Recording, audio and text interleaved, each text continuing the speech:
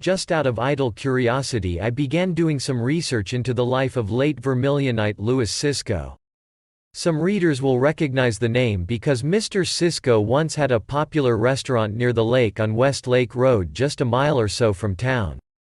The place was destroyed in a spectacular nighttime fire in December 1958.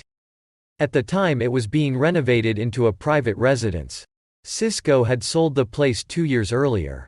Until I began researching, I was under the wrong impression that it was still a restaurant.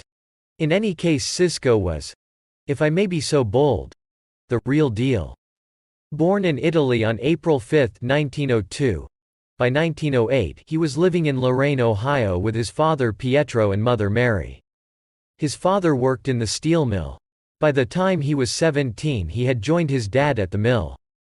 But by the time he reached his 28th birthday he was working at the Lorain Shipyards, i.e., the American Shipbuilding Company. Some sources indicate that he worked for American Ship for 30 years. If that is true, he may have continued working for them after he purchased, and was operating, his restaurant in Vermilion.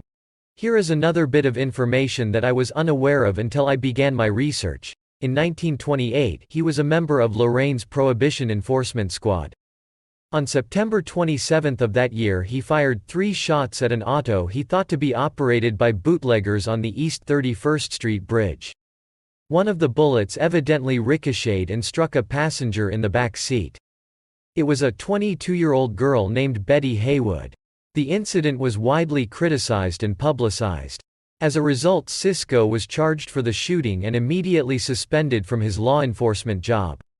After a jury trial he was fined $5 and costs for the infraction. Though he eventually got his job back, he resigned. Described by some as a big, friendly guy with a knack for making friends and cooking. Those traits made him a natural for the restaurant business. Thus, it was no big surprise when he opened a place he called Cicco's Edgewater restaurant just outside Vermilion proper in 1938. The eatery did rather well, quickly earning a reputation as a great dining spot, especially for its spaghetti and fish dinners.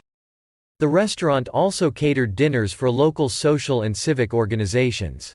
In 1956, after almost 20 years in the business, Mr. C sold the property to a Lorain man named John Cocken. Then, in late December of 1958, as plumbers were in the process of repairing the heating system for residential occupation, the place went up in flames. Although volunteer firemen from Vermilion, Huron and Berlin Heights worked tirelessly to stop the fire, inclement weather made the task impossible. Several months thereafter, while at work at the Vogue Room restaurant on Colorado Avenue in Lorain, he fell ill, and 2 weeks later, on April 15, 1959, ironically his 57th birthday, Louis Cicco died. He was laid to rest at Maple Grove Cemetery near Vermilion. He left behind his wife, Edith, and 2 children, Harriet and Richard. Edith died in Oberlin in 1973. Son Richard followed in 1985. Harriet aka Luigina Maria died in 2014. Although I never knew Mr. Cicco or his wife, I did know both Richard and Ketty quite well. Both were extremely interesting persons. In short, they both lived their lives at what I can only describe as being full speed ahead.